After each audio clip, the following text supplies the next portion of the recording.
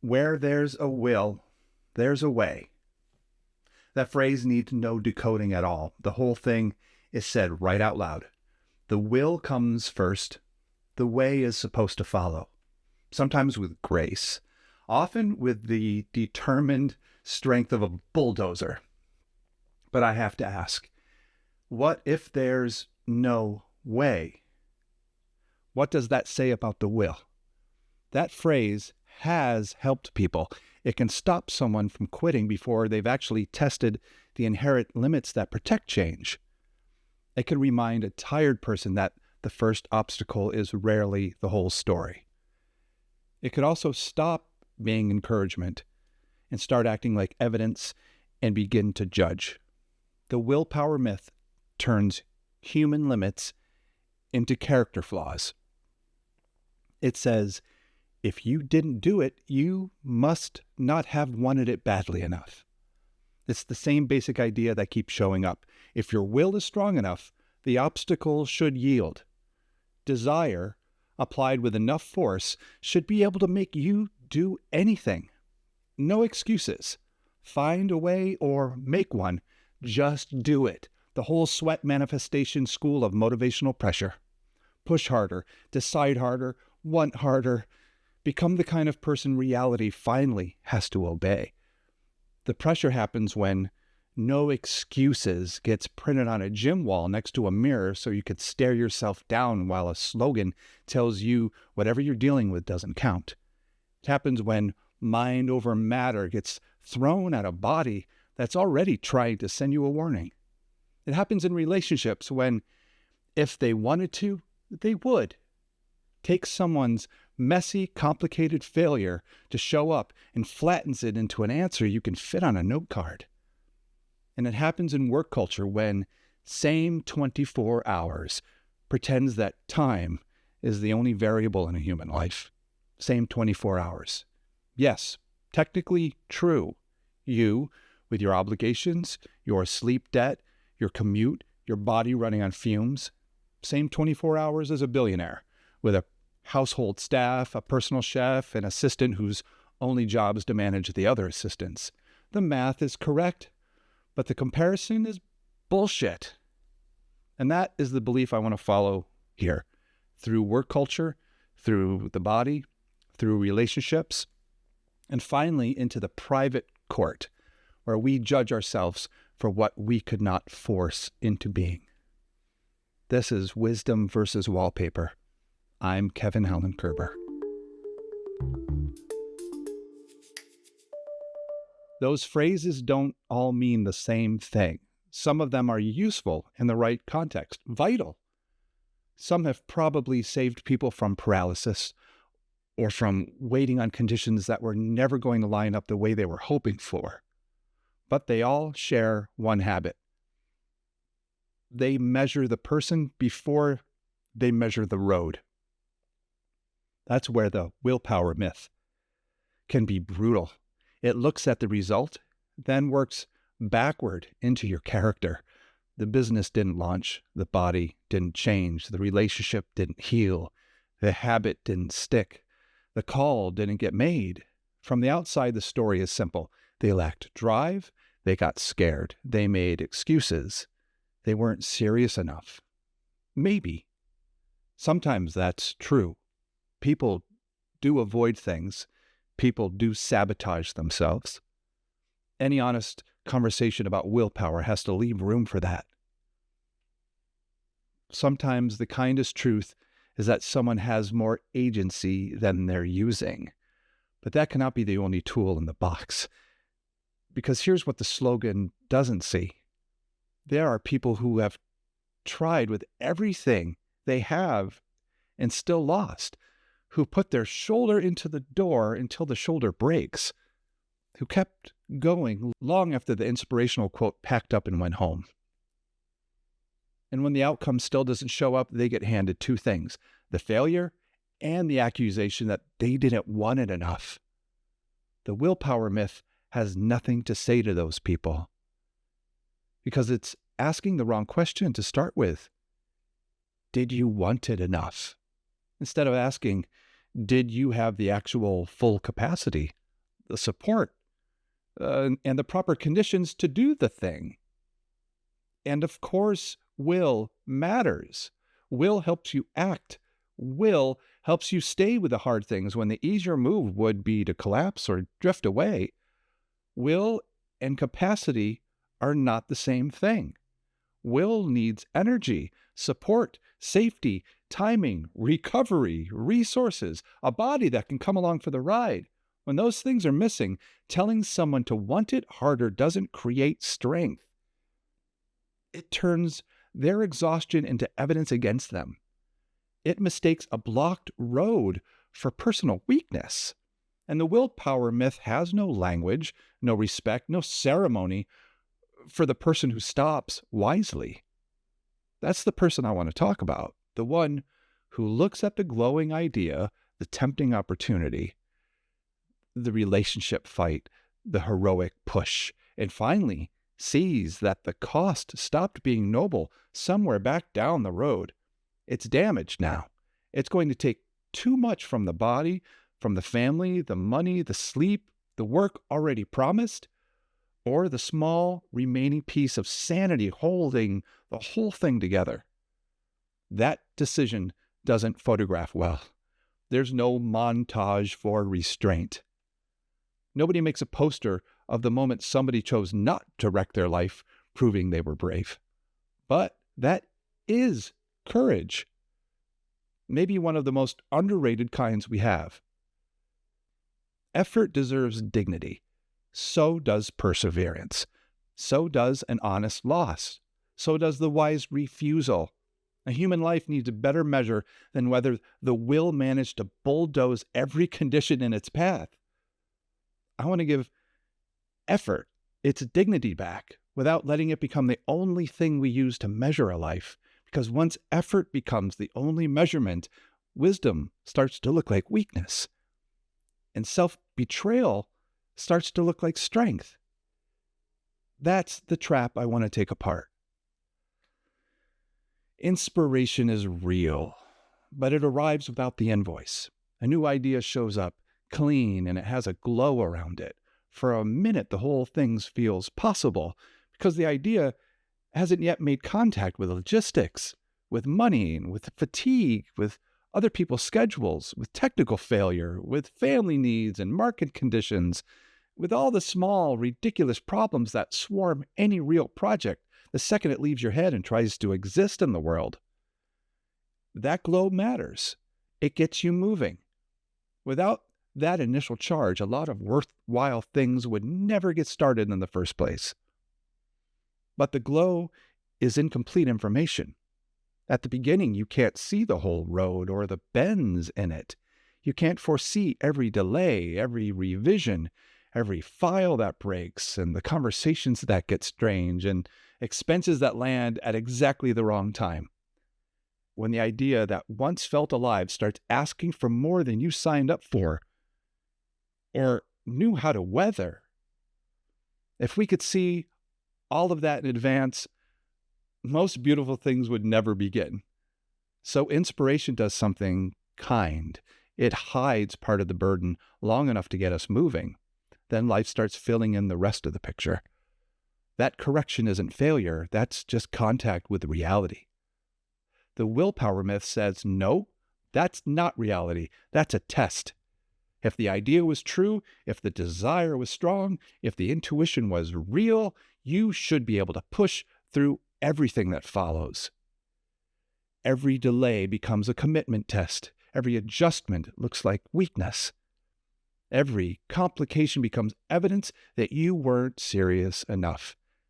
That's nonsense.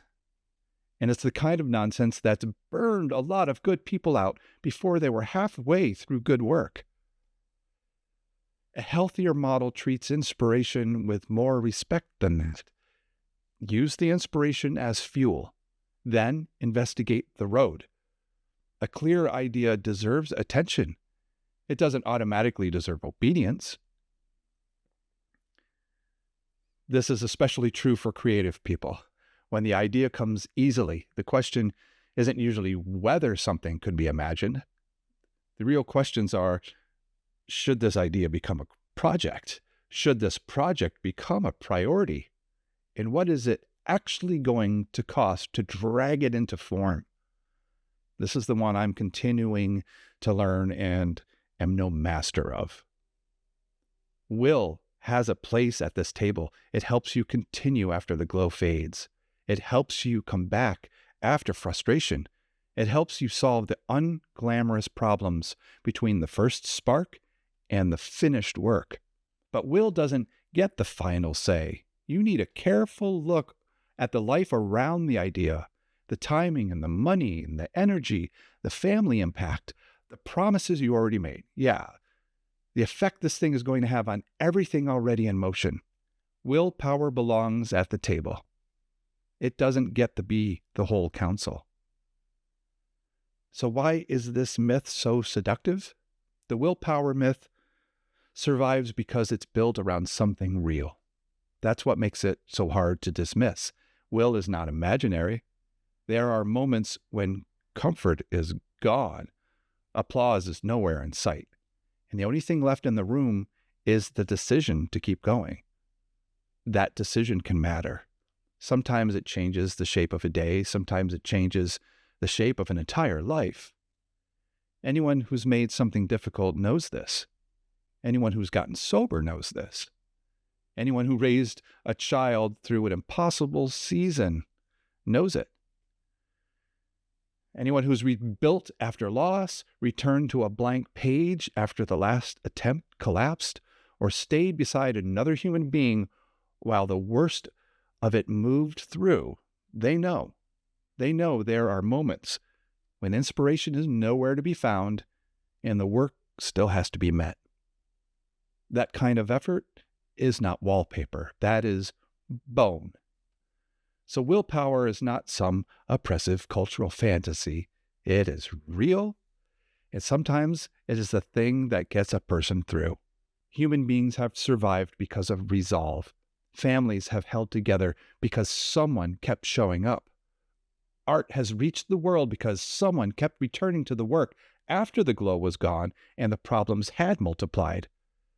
The willpower myth doesn't start as a lie. It starts as a tribute to something we've all seen, maybe lived. And that's where it starts to go sideways, because the miracle story hardens. It stops being one person's story. It starts becoming evidence against everyone outside the frame. The athlete who made it wasn't just driven. They also survived the industry that ended someone else's career. They found the coach who knew how to develop them, had enough support to keep training, carried the right combination of timing, access, body, skill, and luck for the public to ever learn their name. The business that becomes a founder myth has a quiet graveyard around it. Other people had good ideas, real talent, better products, possibly cleaner intentions. They still ran into timing, capital, distribution, health, family pressure, a bad partner, a market shift, or a month too many without enough cash. You don't hear from them. They don't get a podcast. They don't get a book deal. The willpower myth studies the survivor and calls it a map. Imagine running a study exclusively on lottery winners and publishing the results as financial advice. That's essentially what we've done with success stories, and we did it with a straight face. We made it into a whole genre. The public sees the person who came through the door. We rarely study the people who were just as disciplined, just as devoted, just as talented, and still didn't get through. Their stories don't become the proof text for hustle culture. They become private history. That should mean something. Now look, sometimes people are underprepared. Some quit too early. Some work wasn't ready. Personal responsibility still belongs in the room and seated at the head of the table. But the missing piece isn't always character. Sometimes it's one injury, one impossible month, one door that never opened, no matter how hard somebody knocked. That's where the survivor story stops being a story about courage and it becomes a measuring stick held up against people standing in completely different weather. The comeback story stops being an inspiration. It starts acting like an accusation. The message quietly shifts. It stops saying, look what courage can do. It starts asking, explain why you didn't do the same. That's the turn I care about. Because once a miracle story becomes a rule, the culture loses any ability to honor the people who didn't fit the ending. Will is powerful. It's just not the whole machine. Will helps you continue, but will isn't your accountant. It isn't your doctor or your nervous system or your marriage counselor, your child care plan, your recovery time, your savings account, your sleep, your safety, and your entire spiritual philosophy. You can't will yourself into circumstances you don't have. And insisting that you should be able to is just cruel. That's how the myth gets us. It takes something noble and makes it crude. It takes perseverance, one of the most beautiful capacities we have as humans, and turns it into a blunt instrument we beat each other with. So this episode isn't here to mock effort. It's here to rescue effort from the mythology that keeps using it against people. So the first place to look is work, because work is this idea's most public measure. Work culture loves the willpower myth because it turns output into virtue. If the project grows, the person was disciplined. If the business scales, the founder had vision. If the career keeps rising, the story becomes clean enough to sell back to everyone still trying to climb. That's not a critique. That's an industry. That's where phrases like no excuses, rise and grind, and same 24 hours get their force. They do more than motivate. They imply that effort should be able to outrun context. Japan gave it a name, not a policy or a commission, a word. Karoshi, death from overwork. They watched enough people get consumed that the language needed its own dedicated slot for it. And what did the rest of the industrialized world do with that information? It imported the same culture with better snacks, cold brew on tap, ping pong tables, unlimited paid time off that everyone is too scared to actually use. The packaging changed, the extraction didn't. We watched a society name the thing that was killing people. Name it. And our response was to add kombucha to the break room and call it a wellness program. That word exists because the cost got too visible to dismiss. People weren't simply tired. They were being consumed by a system that treated endurance as loyalty and long hours as moral proof. The office became more than a workplace. It became a place where identity, duty, shame, belonging, ambition, and fear got braided together until leaving on time could feel like a betrayal. In that environment, the myth stops sounding like a motivational poster. It becomes the moral logic of the workplace, a way to make overuse look like devotion. It tells people that real commitment is measurable by depletion. If you care, you stay later, you prioritize. Staying late looks like caring. Answering faster looks serious. Keeping private life quiet looks loyal, while the body absorbs the overage. The vocabulary changes from culture to culture. In Japan, it may carry the weight of duty, seniority, and group obligation. In the US, it sounds like hustle, founder mode, grind culture, personal brand. Being available because the team is moving fast. Different words, same demand. Prove your value by making yourself easier to consume. And the strangest part? The data keeps refusing the myth. Long work hours don't make stronger workers. They damage bodies. They narrow judgment. They strain families. They create systems that survive by spending human beings as if they were renewable materials. Even by the workplace's own logic, the fantasy falls apart the second you look at it long term. Exhausted people make worse decisions. Burned out teams lose memory, trust, creativity, patience, and the quiet intelligence that good work actually requires. Here's what the willpower myth can't understand about work. A person can keep pushing past the point where the work is getting better. They can stay later and contribute less.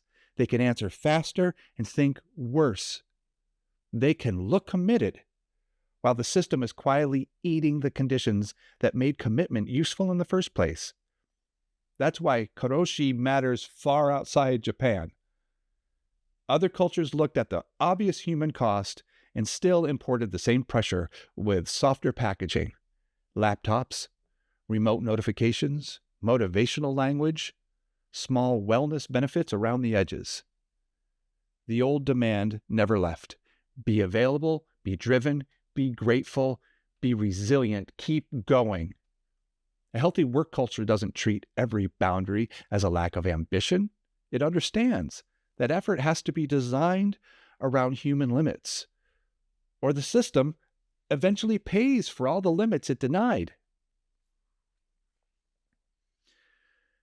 If the only way a workplace functions is by asking people to override their bodies and miss their lives and call the damage dedication, the problem isn't weak will, the problem is bad design, being protected by heroic language. After work culture teaches people to override exhaustion in the name of output, health culture often shows up looking like the cure and hands you another version of the same command. Push through it. Mind over matter. No pain, no gain. The setting changes. The language starts invoking strength, discipline, vitality, transformation, but underneath, the same pressure is running. The body is being treated as something the will is supposed to conquer. There is a version of this that has value. Discomfort can be part of growth, and effort sometimes has to begin before the body feels ready. Physical change is rarely effortless. Training asks something of the body. Recovery takes patience. Skill requires repetition. Anyone who's rebuilt strength after an injury, changed a habit, healed after a setback, or returned to movement after a long absence knows that comfort can't be the only guide. A body left entirely to comfort may keep choosing what is familiar, maybe the couch. That has to be admitted. There are mornings where the wiser self has to lead the tired self into action. There are practices that only start to work after the first few minutes of resistance have been crossed. So the problem isn't discomfort.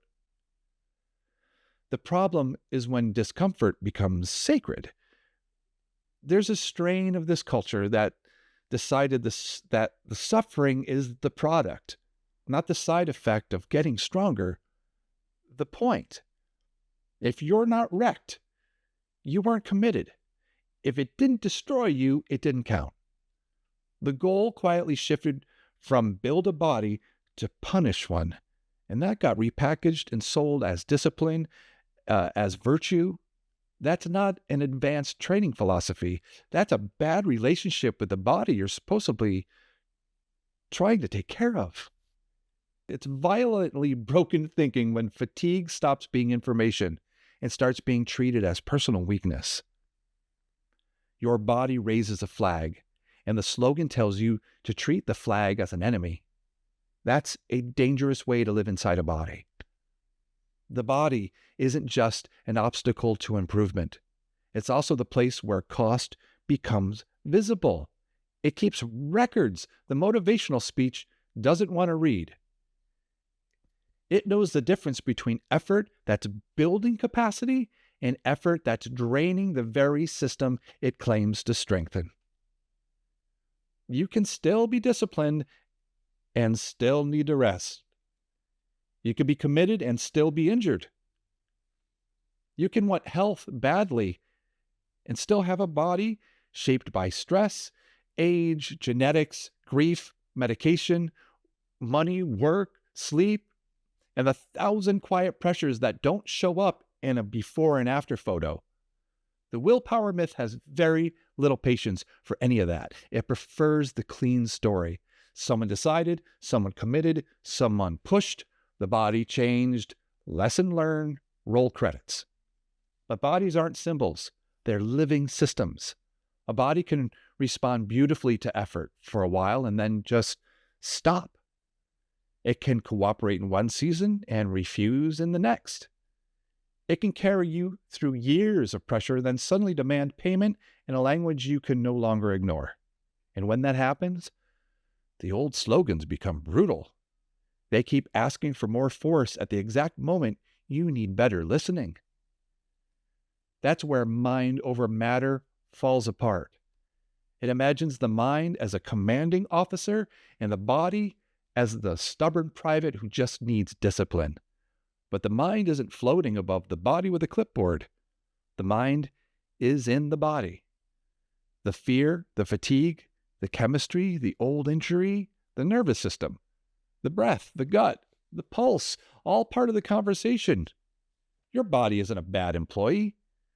It's closer to a dashboard, annoying at times, inconvenient at times, capable of false alarms, and still worth reading before the engine starts smoking.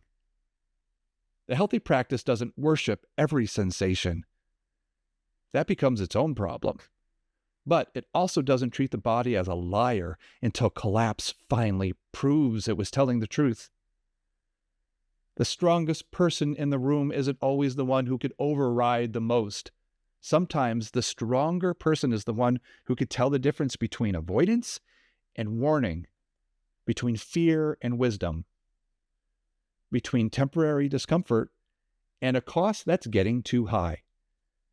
That kind of discernment isn't weakness, that's advanced practice.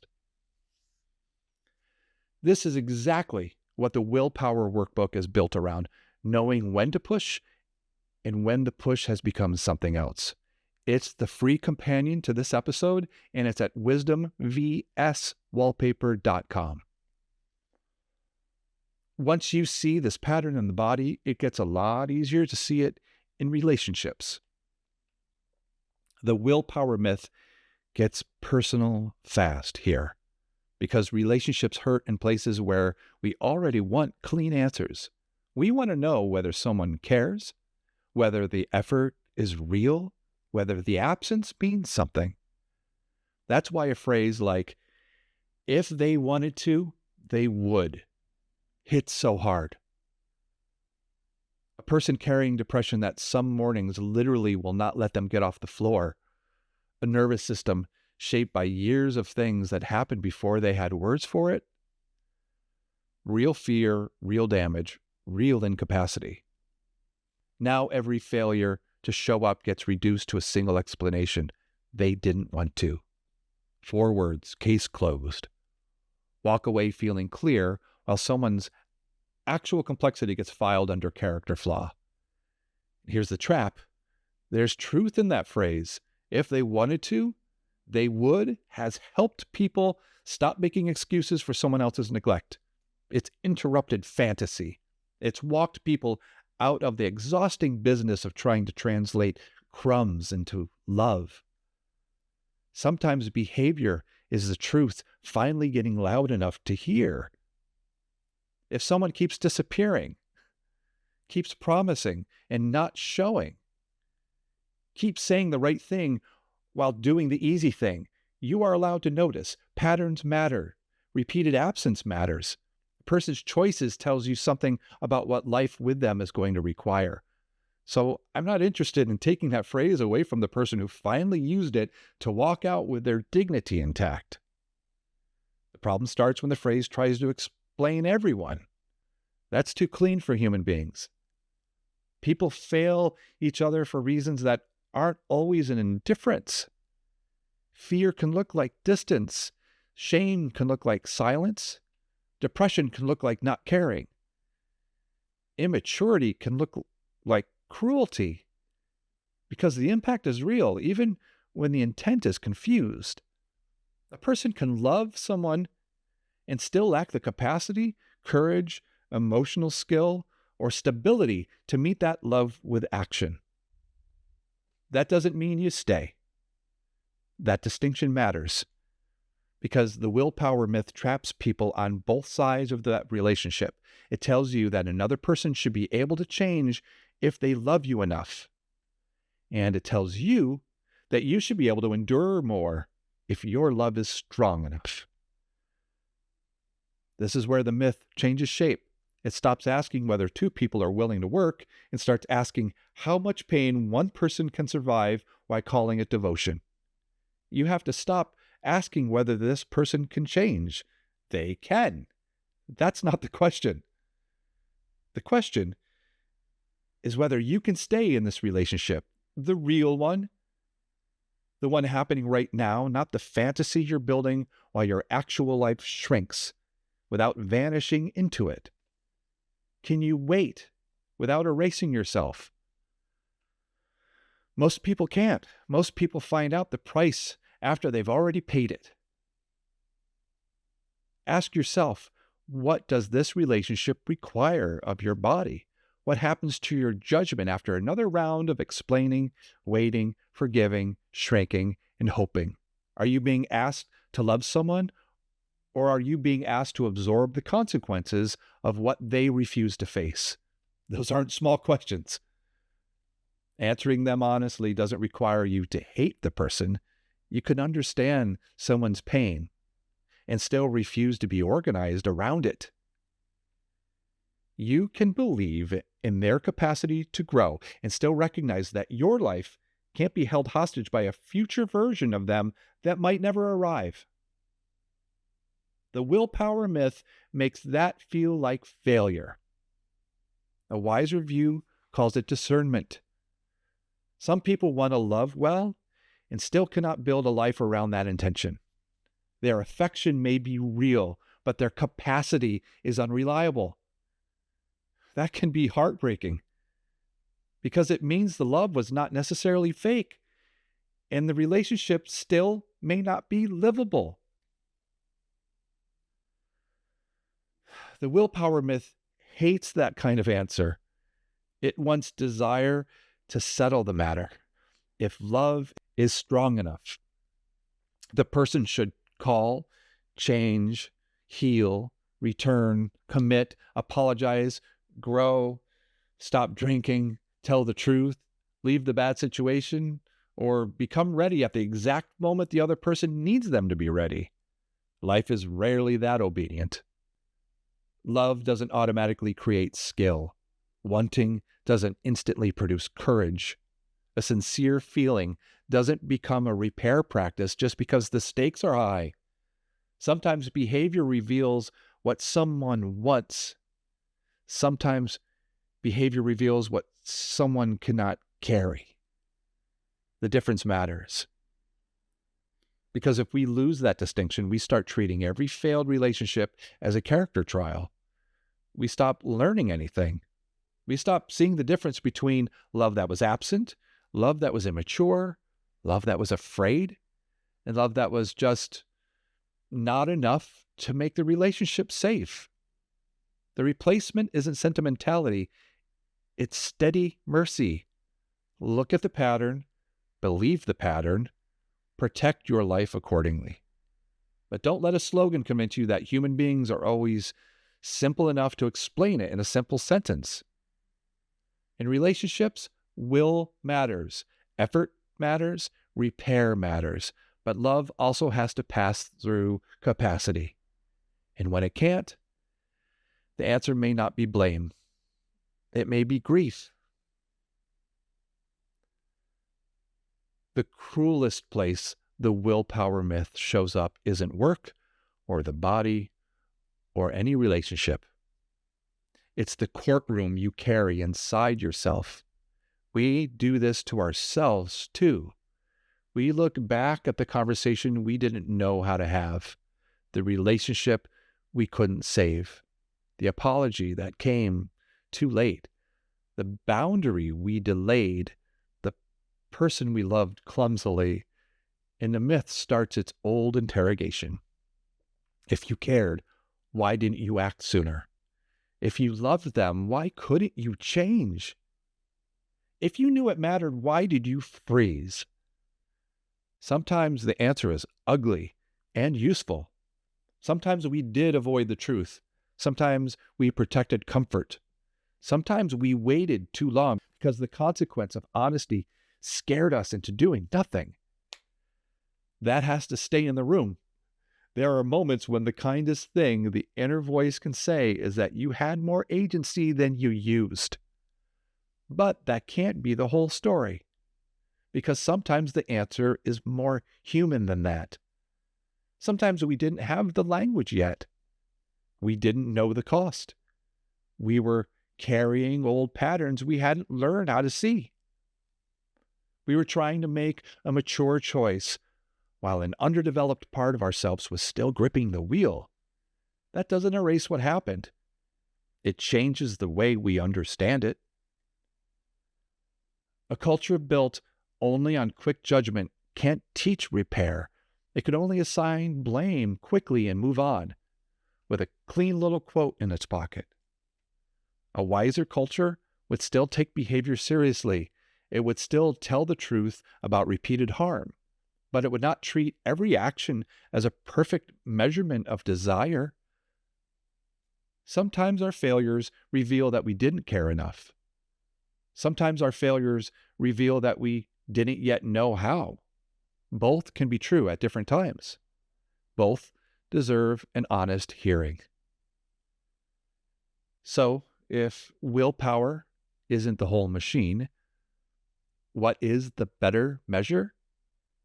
The deeper question may be whether we have enough moral imagination to honor the person who tried, the person who failed, and the person who looked at the road ahead and chose not to be destroyed by it. I think it starts with one question, and that question has 4 possible answers. When you're facing something that won't yield, ask yourself, am I looking at a wall, a warning, a season, or a locked door? Each one calls for a different response, and the willpower myth gets people into trouble because it treats all 4 the same way. A wall is an obstacle that yields to effort. The path is real, the destination is reachable, the thing is in your way, and it's just hard. This is where perseverance does its honest work. You dig in, you ask for help, you return after frustration, you sleep on it, you try a different angle. Eventually, the wall gives. A warning is different. The path may still be real, but your system is telling you something about the cost. The body is sending information. The relationships around you are showing strain. The finances are stretching thin. The work is starting to suffer in places you didn't expect. A warning doesn't necessarily mean stop. It means slow down and listen before you keep going.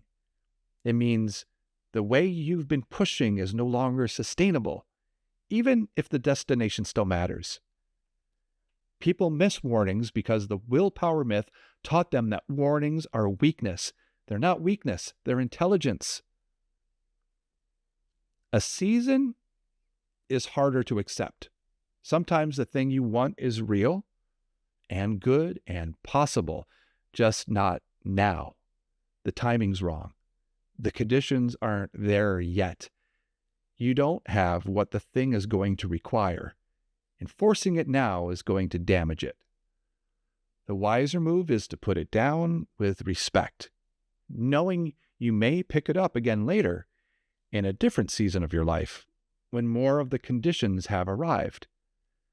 That can feel like failure. It's not. It's recognizing that life has weather, and not every season is for every project. And then there's the locked door. This is the one the willpower myth cannot accept. Some doors don't open, not because you didn't knock hard enough or kick, not because you didn't want it badly enough. The door is locked. The key was never going to be in your hand. The opportunity passed. The person is not coming back. The market moved. The body changed. Or the window closed in a way no amount of force can reverse. You can spend years beating on a locked door, convinced that one more push, one more year, One more sacrifice will finally make it open. And the willpower myth will be right there telling you the door is just a wall. You haven't pushed hard enough. Sometimes it's a door. And sometimes the most honest thing you can do is take your hand off it. That isn't giving up. That's the courage to grieve the path that didn't open and turn your attention toward the one that might. So, a law, a warning, a season, or a locked door. Effort answers the wall. Listening answers the warning. Patience answers the season. Grief answers the locked door. If you only know how to push, you'll treat all four the same way, and you'll be devastated by three of them. This is why effort needs dignity, and discernment needs dignity too. Without discernment, perseverance can become a weapon we turn against ourselves. The same quality that helps us survive can start costing us the things we were trying to protect. The willpower myth wants a clean line between desire and result. Real life keeps interrupting that line with the body, the timing, the cost, and the life waiting on the other side of the push. A better measure can hold desire and reality in the same hand. It helps you name the obstacle, measure what continuing would require, and notice whether you are moving towards something true or simply refusing to stop because stopping feels too much like losing. Those questions don't weaken effort. They protect it. They make room for the kind of courage that doesn't come with a speech, a soundtrack, or a clean victory scene. I built companion materials for this episode, including a free worksheet for the wall, warning, season, and locked door framework. This is the kind of distinction that helps when you could see it on a page and actually name what's in front of you. And you can find that at wisdomvswallpaper.com. And if this work matters to you, subscribe to Wisdom vs. Wallpaper wherever you listen. Share this episode with someone who has been beating on a door that may not be a wall. A human life needs a better measure than whether the will managed to dominate every condition in its path. The culture knows how to celebrate the person who forced the door open. Fair enough. That deserves its place. But a wiser, kinder culture would also know how to honor the person who tested the door, counted the cost, and chose not to throw their body against it until something broke. It may not look like a win from the outside. There's no applause for restraint, no soundtrack, no dramatic reveal. But inside an actual life, it can be the most mature move available, a respectful move toward the body, toward the people you love, toward the future, toward the truth that finally got clear enough to honor. That is acceptable, hard-won, cleared-eyed, and the start of the next honest chapter. This is Wisdom vs. Wallpaper. I'm Kevin Allen Kerber.